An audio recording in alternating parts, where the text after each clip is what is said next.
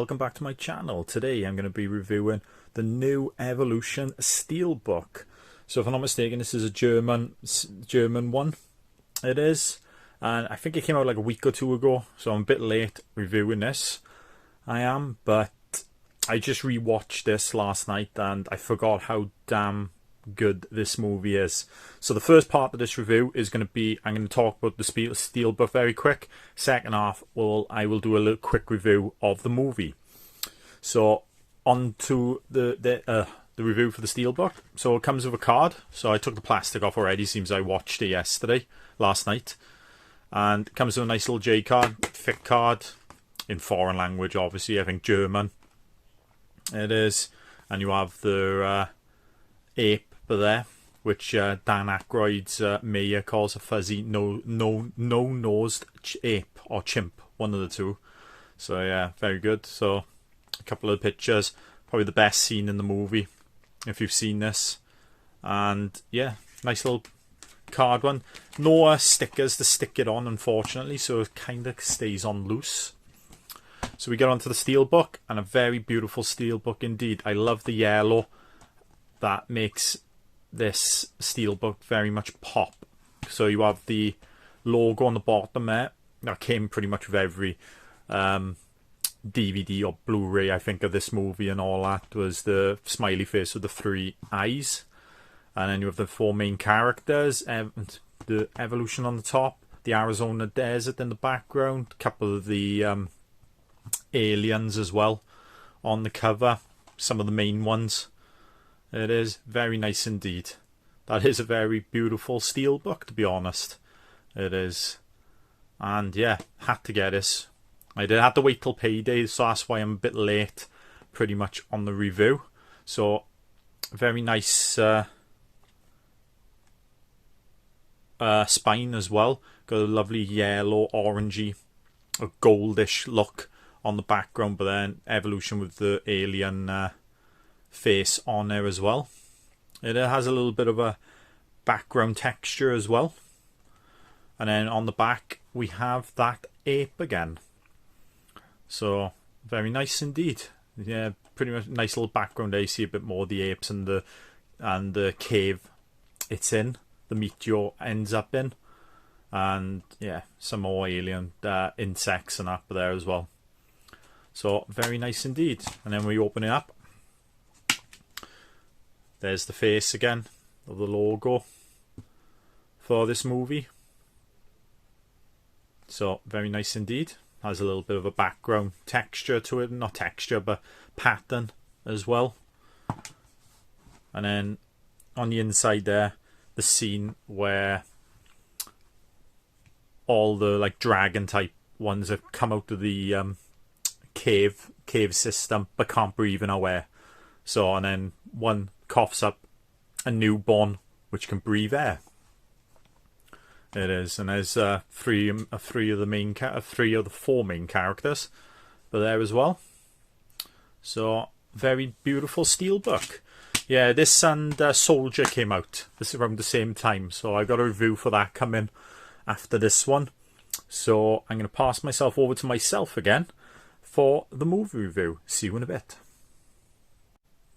Hello and welcome back to the review part of this video, to be honest. So just done the Steelbook review, so we're on to the movie part now and all that. So this movie was directed by Ivan Reitman, who is more famous for the Ghostbusters movies. The movie stars David Duchovny, who is famous for The X-Files and Californication, and he was in Zoolander as well. Julianne Moore, who did Boogie Nights, Hannibal, which is the sequel to Silence of the Lambs. Orlando Jones, which I'm not too familiar with some of his work and all that. Obviously Sean William Scott was in it as well, who's known for the American Pie movies and that. Yeah, Orlando, he was in the remake of The Time Machine, Orlando Jones was. Yeah, also the American Gods TV show, and then he was in Sleepy Hollow as well, that TV show as well. So didn't really go as big as the other three. and all that. But then again, David Duchovny and Sean William Scott's not exactly doing a lot these days. So the story of this is two professors, David Duchovny's character Orlando Jones, go and find and not discover, but they get told about a meteor landing out in the Arizona desert around where they work in a community college, which was just discovered by Sean William Scott. And while they're investigating it, they find out that the meteor evolves stuff a lot quicker than what Earth does at the end of it. So where we are from took millions of years. The meteor does it in minutes or hours or like a day and all that, where it grows stuff and all that, and a few like flatworms in the beginning and all that when they do a school trip to the meteor site. So they try and keep it quiet so the army don't get hold of it and all that. David Duchovny's got a backstory of the army, which I'll get to in a minute, but doesn't go well, unfortunately, because the CDC and the army find out about it and take over the site. So then you find out, because David Duchovny's character and Orlando Jones's characters want to still be involved. You hear the backstory of David Duchovny's character, who tried to make a vaccine for anthrax, but unfortunately the over 1,000 soldiers they gave the vaccine to had very not dire, but some very bad side effects. Like, I'll name a few: diarrhea, I think it was, erectile dysfunction was one of them, bleeding from the eyes and all that, and the gums, I think they said, and all that. So that's just naming a few. So they get shut out. So them two characters try to get back in to get a sample, but unfortunately get caught. That's when it gets to probably, for me, the funniest scene of the movie and all that. Even though this movie has some cracking jokes, the one where Orlando Jones's character gets one of the alien bugs, goes inside of his body, and you get the whole joke. It's going down his leg. He does want his leg cut off because he thinks he's an athlete, but when it's going back up the leg and all that, and going towards his nuts, he wants to take the leg, but unfortunately it goes behind him. So the doctor has to go in rectally to try and get out, and that whole scene there, and especially the ice cream, when he talks about ice cream and at the end, is easily one of the funniest parts of that movie. You know, I'm not going to say the joke. I would not do it justice. So if you want to watch this movie, definitely watch it. It is funny. So yeah, they'll have that, and then after that, then it's you find out that the aliens that evolved are getting out through all the caverns underneath where the meteor crashed. So where it crashed, there's all caverns and all that. So you've got them all going, one to a golf course, one to housing estate and all that. It is so. And then David Duchovny's character, Dr. Kane, his character's name is, if I'm not mistaken. So Dr. Kane and Harry Block is Orlando Jones's character, find out about an animal attack at a house. So when they go there, Sean William Scott's character finds a load of the flying, as you saw on the middle part of the inside cover of the Steelbook, like dragon type aliens, all not breathing and all that. But one gets up thinking, oh, he's trying to breathe, but he coughs out an offspring which can breathe air. So they go hunting him down then into a mall, where they kill it, but only because Sean William Scott's character starts singing "You Are So Beautiful" to lure the beast out. Who's got a like, I'm not gonna say a hostage, but he's got one of the girls from the mall and all that. And yeah, so they kill him. Go back to the army. The army's trying to blame them for the breakout and all that, like how it's escaped, but it's obviously army just making excuses. And then you find out in the cavern they've evolved into primates. They have. So very, very accelerated evolution it is from the meteor. So by the time they get attacked by them, you got the governor of the state, which I said was the mayor. It was Dan Aykroyd plays the governor, who has some cracking one-liners in this movie when he's on screen, and they want to napalm it all and all that, just to get rid of it and all that. So he gives them the permission, and then after that, they go back to the community college to try and figure out how to kill the aliens and all, because they don't think napalm, they don't know what the napalm's going to do, because they haven't done their research. They're just saying, we'll bomb it. The armies just say, we're going to bomb it and see what happens. That should do the trick. So, but then they find out, they have like a little petri dish of like the original ooze from the meteorite, and Harry Block, Orlando Jones' character, throws a lit match and hits it and just evolves into like this big blob type thing. It goes up like with tentacles all up the wall and all that. So as Julianne Moore's character, who is Alison, has a periodic table t-shirt on. David Duchovny's character sees that and figures out that Celidium, is it, that it should be their Achilles heel, which should kill them and all that, and they're wondering how they're going to get that or where they get it from. And then you have like the two characters. One was played by Ethan Suplee, who played Randy in My Name Is Earl, and his brother, is his brother? I don't know if his brother is his mate, Michael Bauer, and all, who were like the two very thick people in the movie. You get the two and all, and they kind of say, it's in Head and Shoulders, because their hair, they use it all the time because their hair is nice, soft and flaky free, as they say. So by the time so they get a load of that, and when they napalm the meteor site, it rapidly, because you find out then that the flame is the catalyst of their evolution. That's how the meteor evolved a bit quick. When it came into our atmosphere, it burnt up and all that.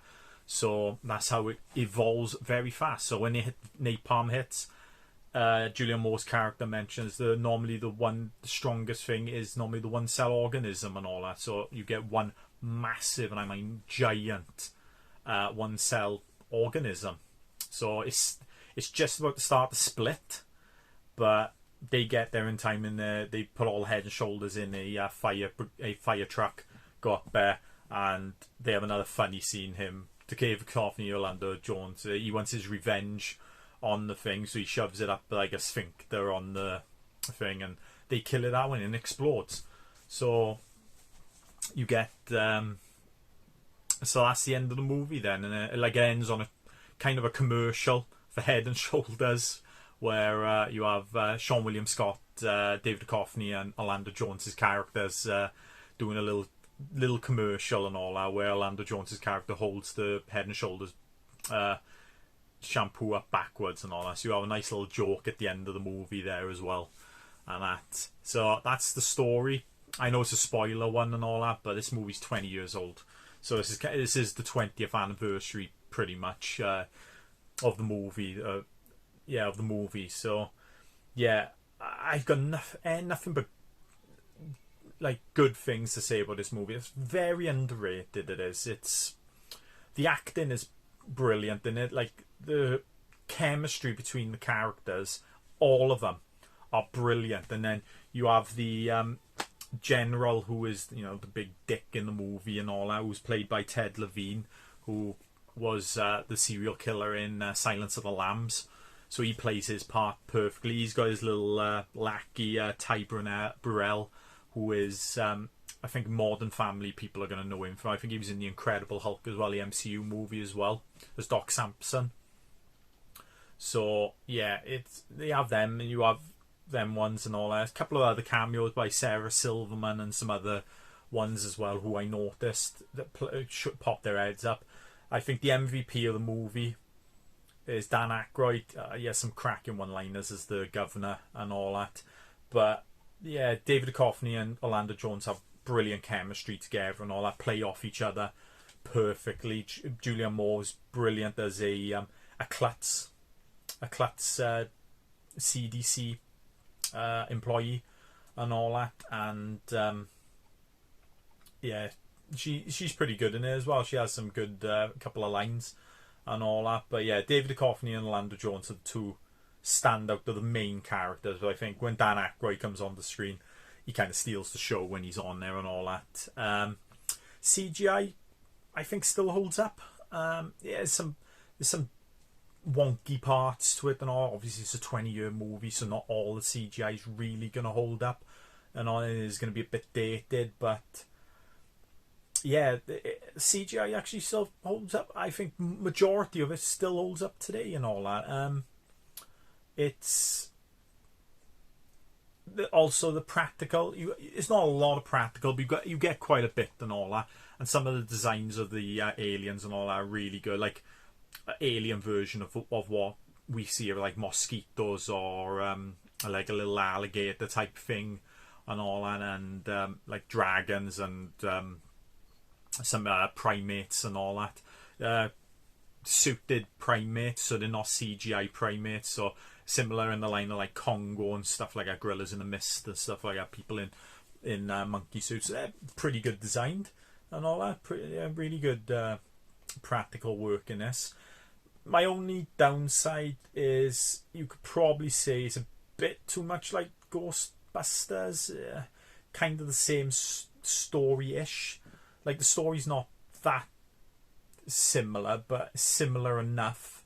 And you have the four main characters, three of which are like professors, or they do, like, one's a geologist, another's chemistry and stuff like that. And then you have the Sean William Scott's character, who is pretty much Ernie Hudson character of the thing. He's just a normal guy who comes along into this group and all that. So yeah, that, and probably the music is music's alright, but nothing that really stays in your head. Not like the Ghostbusters music and all that, which pretty much, you know, everyone knows that. Like this one, I couldn't even tell you how it goes, to be honest, right? And I watched it last night. I watched Evolution last night, and I can't really tell you how it went, how it goes. But you know, I think it's that early 2000s music at the end of the day and all that. So nothing that really is memorable. But I think that's about it for the movie and all that. Like I said, if you haven't watched this movie, watch it. It's so underrated. It is. And yeah, definitely worth a watch. I think it needs to be talked about more. It does. I do hold this up to nearly the standards of Ghostbusters. I enjoy this movie that much and all that. Obviously, Ghostbusters is on another level, but this ain't that far off it. Apart from being like kind of similar story. Otherwise, yeah, this movie is really good and all that, and I can't highly recommend it anymore. I give it a good 8 out of 10. I do, or 8.5, 8.5 out of 10 and all that. So yeah, brilliant it is. If you like this video, give it a thumbs up. Leave a comment below and tell me if you've watched the movie, or if you've never watched it but you want to see it and all that. And if you'd like to see more videos like this, please subscribe to my channel. I will see you next time.